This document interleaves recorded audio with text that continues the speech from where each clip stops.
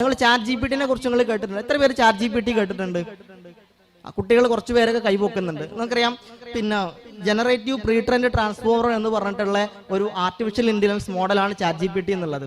അതിന്റെ 3.5 വേർഷനാണ് ഇപ്പൊ നമ്മളെ നാട്ടിലൊക്കെ അവൈലബിൾ ആയിട്ട്, അല്ലെങ്കിൽ ഇപ്പൊ നമുക്ക് ഫ്രീ ആയിട്ട് അവൈലബിൾ ആയിട്ടുള്ളത്.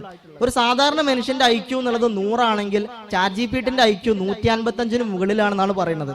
അതായത് നമ്മൾക്ക് ഒരാളോട് ചോദിച്ചാൽ മനസ്സിലാക്കാൻ പറ്റുന്ന സംശയങ്ങൾ മുഴുവൻ നിങ്ങൾക്ക് മുമ്പിലുള്ള കമ്പ്യൂട്ടറിലുള്ള അല്ലെങ്കിൽ മൊബൈൽ ഫോണിലുള്ള ചാറ്റ് ജി പി ടി എന്നുള്ള ഈ ഒരു അൽഗോരിതം വെച്ച് അല്ലെങ്കിൽ ഈ ഒരു ടൂൾ വെച്ചിട്ട് നിങ്ങൾക്ക് ചെയ്യാൻ പറ്റും. പിന്നെ എന്തിനാണ് നിങ്ങൾക്ക് ടീച്ചർ എന്നുള്ളതാണ്. ഒരു ടീച്ചർ ഐക്യു 100 ആണ്, ചാറ്റ് ജി പി ടിന്റെ ഐക്യു 155 മുകളിലാണ്. അപ്പൊ ഫിംഗർ ടിപ്പിൽ ഇൻഫർമേഷൻസ് കിട്ടുന്ന ഈ കാലഘട്ടത്തിൽ നമ്മൾ ഇനി എന്ത് ചെയ്യണം എന്നുള്ളതിനെ കുറിച്ച് കൃത്യമായിട്ട് നിങ്ങൾ ആലോചിക്കണം. ചാറ്റ് ജി പി ടി വന്നതോടുകൂടി അമേരിക്കയിലെ സിനിമാ തിരക്കഥാകൃത്തുകൾ മുഴുവൻ സമരത്തിന് പോയി. എന്താ കാരണം? ഒരു സിനിമന്റെ കഥ പറഞ്ഞു കൊടുത്താൽ തിരക്കഥ ചാറ്റ് ജി പി ടി എഴുതി തരും. നിങ്ങൾക്കൊരു എസ്സേ വേണമെങ്കിൽ ആ കണ്ടന്റ് കൊടുത്താൽ ചാറ്റ് ജി പി ടി നിങ്ങൾക്ക് അത് എഴുതി തരും. ഒരു പുതിയൊരു റിസർച്ച് പേപ്പർ വേണമെങ്കിൽ ആ content chat G P T നിങ്ങൾക്ക് എഴുതി തരും. ഇത് നമ്മളെ നാട്ടിൽ ഇന്ന് കുട്ടികൾ ഉപയോഗിക്കുന്ന കാര്യമാണ്. എനിക്ക് വളരെ അത്ഭുതം തോന്നുന്നുണ്ട്. നമ്മളിത് ചോദിക്കുന്ന സമയത്ത് ഒരു 10-ൽ താഴെ ആളുകളാണ് നമ്മൾ ഈ ക്രൗഡിൽ നിന്ന് കൈ പൊക്കിയിട്ടുള്ളത്. കാരണം നമ്മളെ നാട്ടിലെ കൃത്യമായിട്ടൊരു അവസ്ഥ നമുക്ക് ഇതിന്ന് മനസ്സിലാക്കാൻ പറ്റും എന്നുള്ളതാണ്.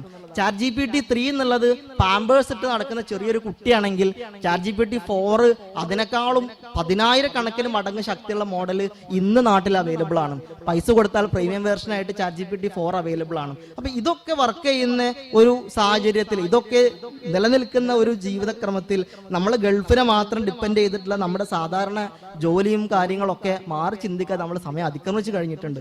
ഇനി വരുന്ന കുട്ടികളെങ്കിലും, ഇപ്പൊ 10ാം ക്ലാസ് മുതൽ പഠിച്ചു വരുന്ന കുട്ടികളെങ്കിലും മാറി ചിന്തിച്ചിട്ടില്ല എന്നുണ്ടെങ്കിൽ ഒരു പണിയും ഇല്ലാതെ വീട്ടിലിരിക്കേണ്ട സാഹചര്യം നമ്മൾക്ക് മുമ്പിൽ ഉണ്ടാവും എന്നുള്ളത് ഒരു നഗ്നമായ സത്യമാണ്.